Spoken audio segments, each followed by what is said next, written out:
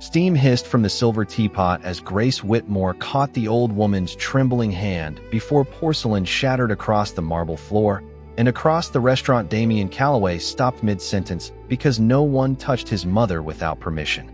The dining room of Bellamy's glowed in amber light, all polished brass, white linen, rain-streaked windows, and the low murmur of wealthy men pretending their secrets were harmless. Grace smelled Earl Grey, lemon oil, and the faint copper bite of anxiety under her own skin as Eleanor Calloway's thin fingers tightened around her wrist. A cream linen handkerchief slid from the old woman's lap, soft as breath, embroidered with a single pale gold letter. Grace picked it up before Victor Hale could see the spilled tea and make her pay for the napkin too. "I am sorry, ma'am," Grace said, dabbing the tablecloth carefully. "No fuss needed." Eleanor watched her with bright, tired eyes. "You still clean up what others spill." Grace's hand paused for half a second. Then she smiled, small and practiced. "It keeps the floor safe." At the corner booth, Damien heard every word. He had trained himself to hear danger through walls, lies through laughter, fear through silence. But this was different. Grace was not afraid of his mother. She was gentle with her, not because the woman was rich, not because 4 men in dark suits guarded the doors, but because frailty deserved softness before status did. Victor appeared behind Grace like a bad smell under expensive cologne. His fingers closed around the leather check folder on her tray. "Table 8 complained," he muttered. "Your tip goes to house recovery." Grace looked at the folder, then at him. Her voice stayed even. "They complained because their steak was overcooked. And you carried it." "I did not cook it." The words were quiet, but they landed. A waiter nearby looked down fast. Victor smiled without warmth and slipped the cash into his jacket pocket. "You want next week's shifts?" Grace's jaw tightened. Her father's hospital bill sat folded in her apron, heavy as a stone. She could see the number without looking. $26,000 before surgery. More after. She swallowed once, not submission, only strategy. "I want what I earned." Victor leaned closer. "Earn being useful." The room seemed to dim around Damien. His mother's gaze flicked toward him, warning him without moving her head. "Not here. Not like this." So he did nothing with his hands.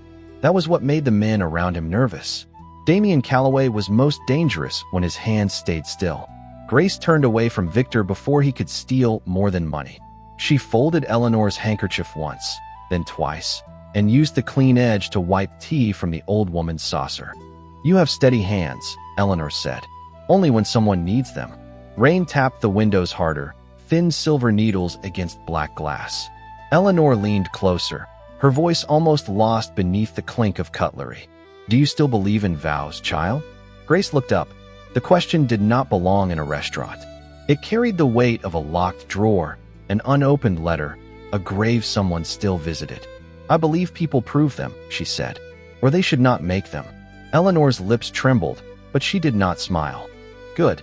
Damien's glass stopped halfway to the table. He knew that tone. His mother used it when she had already decided something and was waiting for the world to catch up. Grace finished cleaning, placed the cup handle toward Eleanor's right hand, and stepped back with the kind of dignity poverty had not managed to break. "I will bring fresh tea." "Keep that," Eleanor said, touching the handkerchief. Grace hesitated. "It is yours. For now, it is safer with you." Across the room, Damien rose. Chairs quieted. Conversations thinned. Victor's face lost color as Damien crossed the marble, each step measured, his black coat catching the chandelier light like wet ink. Grace sensed him before she turned, the air changing around her shoulders. He stopped beside his mother, but his eyes stayed on Grace, not soft, not kind, not yet. Only fixed. "What is your name?" he asked. Grace held the cream handkerchief in her palm. "Grace Whitmore." Eleanor closed her eyes, as if hearing a prayer answered in a language only she understood. Damien glanced at the stolen tip bulging in Victor's pocket, then back at the waitress who had refused to bow. "Grace," he said, tasting the name like a vow he had not earned yet. "Who took your money?" Below is part 2 continuing directly from part 1.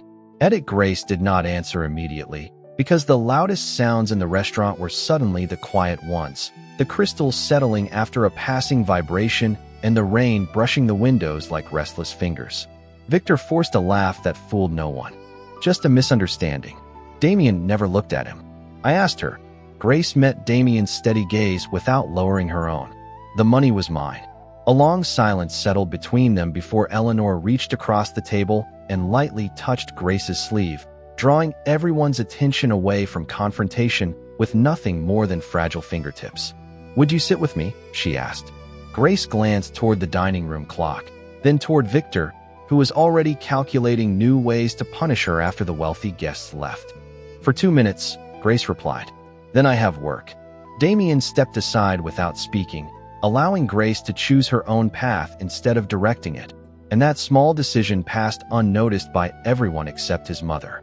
The older woman accepted a fresh cup of tea, inhaled the soft fragrance of bergamot, then quietly slipped the cream linen handkerchief back into Grace's hands when no one else seemed to notice. "Keep it until tomorrow," Eleanor whispered. "I would rather return it tonight." "Tomorrow," Eleanor repeated gently.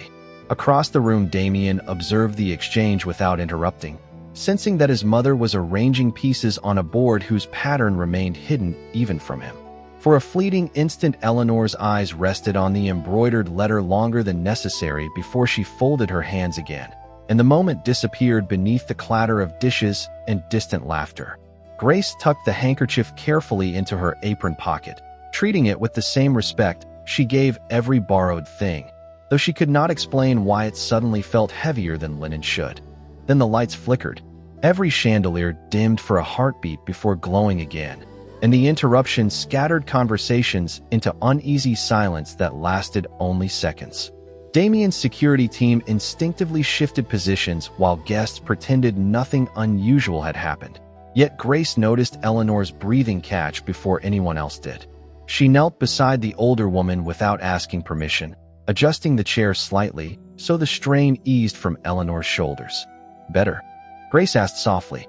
Eleanor nodded once. "You notice everything. Only what matters." Damien heard those words as clearly as if they had been spoken directly to him, although Grace never looked his way. Unknown to either of them, a sealed envelope rested inside Damien's home office desk, written in Eleanor's careful handwriting weeks earlier, waiting for a day neither of them could yet imagine.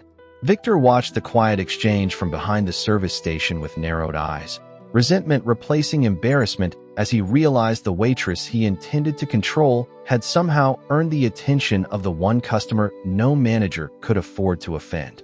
Grace rose before anyone could thank her, smoothing the front of her simple black uniform with calm, deliberate movements that refused to invite pity. Eleanor's voice stopped her just before she returned to work.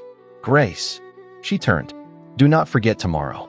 Grace gently touched the hidden handkerchief through the fabric of her apron, then looked toward Damien for the briefest moment before answering. "I never forget something entrusted to me."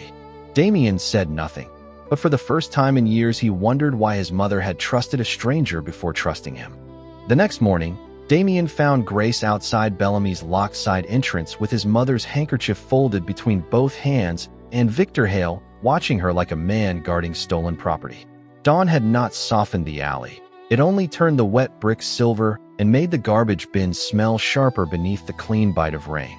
Grace wore the same black coat from the night before, collar lifted against the cold, her hair pinned neatly despite the wind that kept pulling loose strands across her cheek. She had come early, before her shift, before Victor could twist the return into another debt. Damien respected that before he wanted to. "You did not have to wait outside," he said. Grace held out the handkerchief. "Your mother trusted me with it." Victor stepped from the service door, keys jangling against his belt. Employees are not allowed to meet guests privately. Grace did not turn toward him. "I am not on the clock." The answer was quiet, but it cut clean. Damien's men stood near the curb, motionless beneath black umbrellas, and still Damien made no gesture for them to move. He watched Grace choose the distance between herself and danger, because choice mattered to her more than rescue. "My mother asked for you," Damien said. Grace's fingers tightened around the folded linen before she placed it in his palm. The fabric was warm from her skin. "Then tell her I returned it properly. Tell her yourself." Her eyes searched his face, not for kindness, but for the cost hidden behind it. Pattern broke suddenly through the alley when a delivery truck backfired on the street, the sound cracking between buildings like a slammed door. Victor flinched. Grace did not. Damien noticed that too, and something colder than admiration passed through him. People who did not flinch had usually learned too early that fear wasted energy. From inside the restaurant, a busboy called Victor's name, and Victor snapped back with enough venom to make the young man disappear. "Go set up table 12, Victor told Grace. "Now." Grace finally turned to him. "I said I am not on the clock." Victor's smile thinned. "You need hours, Grace." She lifted her chin. "I need fair pay." Damien saw Victor's hand hover near the schedule clipped to the wall inside the service hall, a small paper weapon powerful only against people with bills and sick parents. He could end Victor with a phone call, yet Eleanor's voice lived in his memory. Not here, not like this. So Damien only stepped closer to Grace, not enough to corner her, enough to change the air around them. "My driver can take you to the hospital." Grace's expression hardened instantly. "Did your mother tell you?" "No." "Then do not use what you guessed." The alley went still. One of Damien's men looked away, as if witnessing a private strike. Damien accepted it because she was right. "Then I will ask differently," he said. "Would a ride help?" Grace looked down at the handkerchief now resting in his hand, then back at the man holding it as if it were more dangerous than any weapon he owned. "It would help," she said, "but I pay my own way back." "Agreed." Victor laughed under his breath. "Careful, Grace. Men like him do not help for free." Damien's eyes shifted to Victor at last, and the manager's laughter died before it became sound. Grace stepped between their stare lines, not shielding Victor, but refusing to let violence speak for her. "I can answer for myself." Damien looked at her then with something almost like respect, though he wore it poorly, like a suit tailored for another life. The car door opened at the curb, releasing warm leather, cedar, and the faint scent of Eleanor's violet perfume still clinging to the back seat. Before Grace entered, Damien glanced toward his mother's empty place through the restaurant window and noticed an ivory envelope half tucked beneath Eleanor's forgotten prayer book on the booth seat. Her handwriting marked the front with one word only, "For later." He did not take it. He only slid the handkerchief into his coat pocket and offered Grace the open door. "Where to?" he asked. Grace looked past him toward the waking city, toward the hospital bill waiting in her purse, toward a life that kept demanding she bend. "Mercy Heart Center," she said. "And after that, I go back to work." Damien closed the door gently, but his gaze remained on the envelope inside Bellamy's, waiting where his mother had left it. The unpaid surgery vanished from the hospital screen just as Victor Hale locked Grace inside his office and slid a new contract across the desk. The room smelled of burnt coffee, printer ink, and the cheap lemon cleaner Bellamy's used to make old would seem respectable. Grace stood instead of sitting, her coat still damp from the walk back, her father's discharge folder pressed against her ribs. "Sign it." Victor tapped the paper. "No," his smile came fast. "Then lose your shifts." Grace looked at the contract. Mandatory doubles. No schedule requests. Tips pooled under management. A penalty clause large enough to trap her for years. "This is not legal." Victor leaned back. "Prove it." Outside the office, dinner service crashed forward in silverware, rain, and hungry voices, but inside the air shrank around her. Her phone buzzed once. Mercy Heart Center. She did not reach for it. Victor noticed. "Family emergency?" Grace's hand tightened on the folder. "Move aside. Sign first." "Victor." "Pen is there." He pushed a black pen toward her with 2 fingers, like a weapon he did not have to hold. Pattern broke when the office printer suddenly coughed to life, spitting out tomorrow's schedule in uneven bursts. Grace saw her name scratched from every profitable shift. Then she saw another line beneath it. Termination pending. Victor had prepared this before speaking to her. Her stomach dropped, but her spine did not. "You planned this." "I planned around weakness." The word hit harder than shouting. Grace reached into her apron pocket, not for the pen, but for the cream linen handkerchief Eleanor had trusted to her again after Damien returned from the hospital. She had carried it folded against her palm all afternoon, warm from nervous handling. Now she wrapped it around her father's pill bottle, protecting the label from the rainwater dripping off her sleeve. Victor's eyes flicked to the embroidered E. For the first time, uncertainty crossed his face. "Where did you get that?" Grace slipped the bottle back into her bag. "From someone kind." Victor stood fast. His chair struck the wall. "You think that family saves you?" Grace held his stare. "I save myself." He stepped toward the door before she could reach it, blocking the exit with his body. Not touching her. Not yet. Just enough to remind her how many people lost choices in rooms without witnesses. Grace lifted her phone and pressed record. The tiny sound changed everything.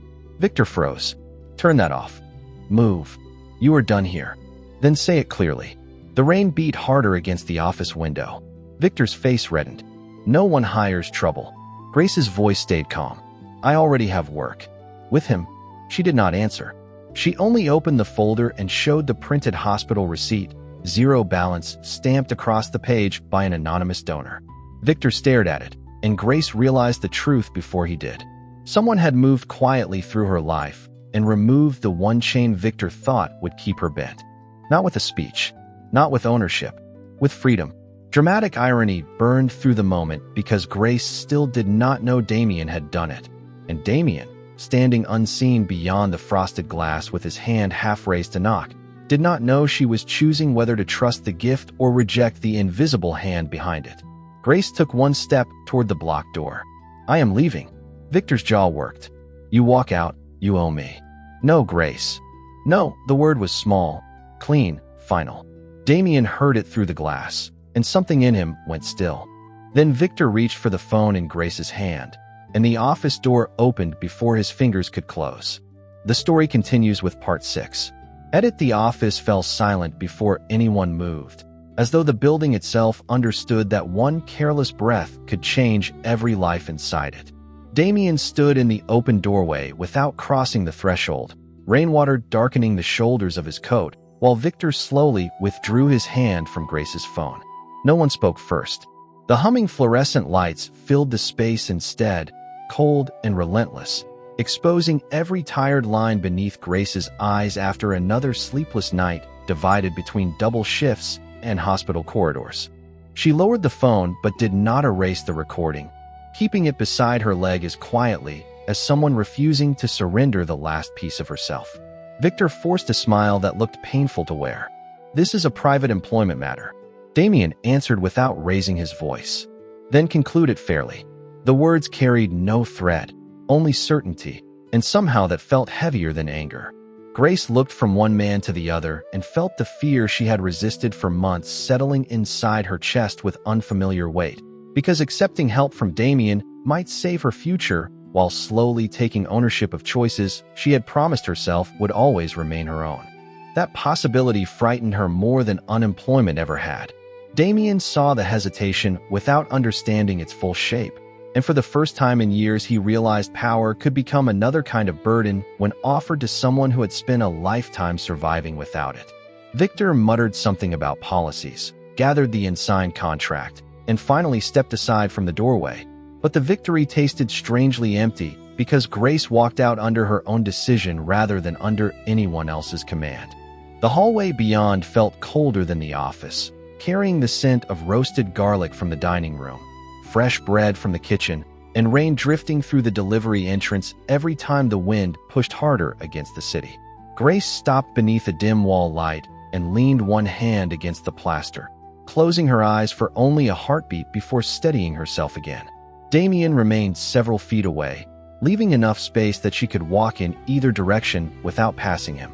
Your father, he asked. He is resting. That is good. Silence returned, longer this time, stretching between them until it became almost physical. Grace finally reached into her coat pocket and drew out the cream linen handkerchief Eleanor had quietly returned to her before leaving the hospital that morning. The embroidered letter had become faintly wrinkled from nervous fingers, and one corner still carried the soft fragrance of violet perfume that reminded Damien painfully of home before responsibility had replaced peace. Grace unfolded the linen carefully, smoothing each crease against her palm, without realizing Damien was watching every movement.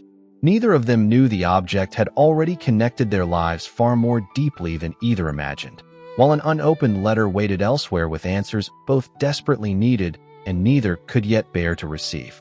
At that same moment, inside Damien's townhouse across the city, the ivory envelope marked only with the words "for later" rested untouched beneath Eleanor's prayer book, exactly where she had left it, its quiet presence pressing against the future with invisible patience. A discreet vibration interrupted the stillness inside Damien's jacket pocket. One of his attorneys had sent a secure message confirming that federal investigators intended to widen their financial inquiry by interviewing anyone publicly connected to him, including employees, charities, and recent witnesses. Grace unknowingly stood at the edge of that widening circle. Damien locked the phone without reading further because he already understood enough. If Grace remained near him, she would inherit scrutiny she had never earned. If he pushed her away, he would abandon the very person whose quiet courage had awakened something his mother had recognized before he had. Grace noticed the change in his expression but chose not to ask why. Some questions deserved silence until they could survive the answer. Footsteps echoed from the far end of the hallway as Eleanor's private nurse approached with measured urgency, her face composed yet unmistakably troubled. "Mr. Calloway," she said softly, "your mother is asking for you." Damien looked once at Grace, once at the folded handkerchief resting between her fingers, then toward the waiting nurse. Grace slipped the linen back into her pocket and stepped aside before he could decide anything for her. Damien walked toward the elevator, but halfway there he stopped, turned, and saw Grace still standing exactly where he had left her, watching neither him nor the exit, only the rain gathering beyond the glass doors as though she already sensed another storm was coming. Eleanor Calloway was not asleep when Damien entered the private hospital room. She was waiting with the patience of someone who had already survived the worst part of a confession. The room smelled of antiseptic, violet lotion, and rain-soaked wool from Damien's coat, while the cardiac monitor kept time in soft green pulses against the dark window. Grace stood near the doorway, not invited in, not dismissed, the cream handkerchief folded inside her coat pocket like a secret that suddenly felt too warm against her body. Eleanor lifted one thin hand. "Come here." Damien moved first. Eleanor shook her head. "Grace." The single word changed the room. Grace crossed the floor slowly, aware of Damien watching, aware of the nurse stepping back, aware of the small ivory envelope resting beneath Eleanor's prayer book on the bedside table. For later, the same careful handwriting from the booth. Damien saw it at last. His face went still. Eleanor reached for the handkerchief, and Grace placed it in her palm without speaking. The older woman did not keep it. She unfolded it once, revealing the pale gold E, then turned the linen over. On the hidden side, nearly invisible unless touched by lamplight, 3 tiny stitches formed another letter beneath the seam. G. Grace stopped breathing. Damien looked from the thread to his mother.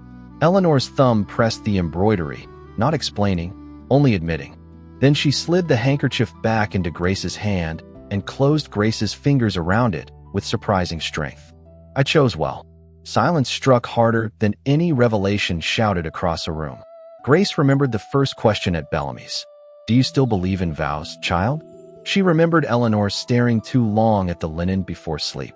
She remembered Damien seeing the envelope and leaving it untouched, as though the future had been politely waiting for permission. Damien reached for the ivory envelope, but Eleanor covered it with her palm. Not from paper. Her eyes moved to Grace. From her.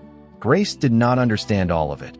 Not yet, but enough pieces slid together to make the floor feel unsteady beneath her feet. Eleanor had not merely liked her. Eleanor had been watching her. The table requests. The returned tea. The repeated tomorrow. The handkerchief had never been misplaced. It had been passed like a question. Damien opened the envelope with careful hands, and inside lay no grand confession, only a folded photograph and a single page. The photograph showed Bellamy's from across the street, taken weeks earlier through rain-blurred glass. Grace was in the frame, bending beside an elderly busboy who had dropped a crate of lemons, her hands bare, her uniform sleeve wet, her face turned away from any possible reward. Damien's jaw tightened. On the page, Eleanor had written only one line large enough for all 3 to see. "Find the woman who helps when no one important is watching." Grace stepped back. "You tested me?" Eleanor's eyes filled, but her voice stayed steady. "I hoped." Damien did not defend his mother. He did not soften the truth. He only lowered the letter and looked at Grace as if every powerful thing he owned had become useless in one breath. "You can leave." Grace's fingers closed around the handkerchief. "I know. I will not follow. I know." The monitor continued its quiet green counting. Eleanor closed her eyes, exhausted by honesty. Outside, thunder rolled over Manhattan, and Grace turned toward the door with the linen in her hand, not away from Damien, but toward a choice no one else could make for her. Then Victor Hale's voice erupted from the hallway, sharp and satisfied, telling security she had stolen from the Calloway family. The accusation reached Grace before the security guards did, striking the hallway harder than the storm beating against the hospital windows. Victor Hale strode toward her with a hospital administrator behind him, his face flushed with triumph as he pointed directly at the cream linen handkerchief still resting in her hand. She stole it. His voice echoed across the polished corridor. She manipulated an elderly patient. Grace did not step backward. She folded the linen once and held it against her chest, protecting it without hiding it. Damien moved between them, but not close enough to block Grace's view or silence her choice. "Speak carefully," he said. Victor laughed. "Ask the cameras." He produced printed still photographs from Bellamy's security system, each frame showing Grace carrying Eleanor's handkerchief on different days, stripped of every moment that explained why. Several nurses glanced over, whispering uncertainly as the images passed from hand to hand. For one painful stretch of seconds, everything truly appeared finished. The administrator frowned at Victor instead of Grace, thanked him for bringing the matter forward, and quietly asked security to verify Eleanor's statement before taking any action. Victor smiled wider, believing procedure alone would destroy Grace's credibility. Eleanor, pale but steady, asked for the photographs. She studied each one with calm eyes before placing them gently back into Victor's hands. "Incomplete," she whispered. Damien added nothing. Grace remained silent. The administrator turned toward Victor. "We will review everything." Relief settled through the corridor like warm air after rain. Grace exhaled for what felt like the first time that day. Victor's shoulders dropped. Even Damien believed, for a brief, fragile moment, that fairness had finally arrived without requiring force. Then Victor reached into his briefcase one last time. "There is more." He laid Grace's employment contract across the counter, followed by a copy of her disciplinary record, carefully altered to claim repeated dishonesty, theft of gratuities, and misconduct toward customers. He had prepared every page long before today. The administrator's expression changed immediately. The silence that followed cut deeper than the accusation itself. Grace understood the impossible choice standing before her.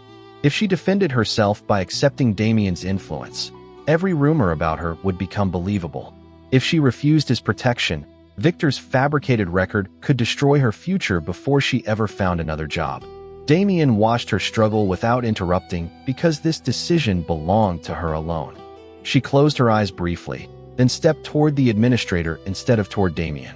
"Please investigate everything," she said, "including me." Victor blinked. He had expected fear, not invitation. "Check every shift," Grace continued. "Every receipt, every recording." Damien reached slowly into his jacket, withdrew his phone, and placed it on the counter. "Include this." It contained Victor's own recorded threats from the office, preserved exactly as Grace had captured them. Victor lunged instinctively, but two hospital security officers stopped him before his hand reached the device. The administrator played the recording through the hallway speakers. Victor's own voice filled the corridor, calm, deliberate, unmistakable.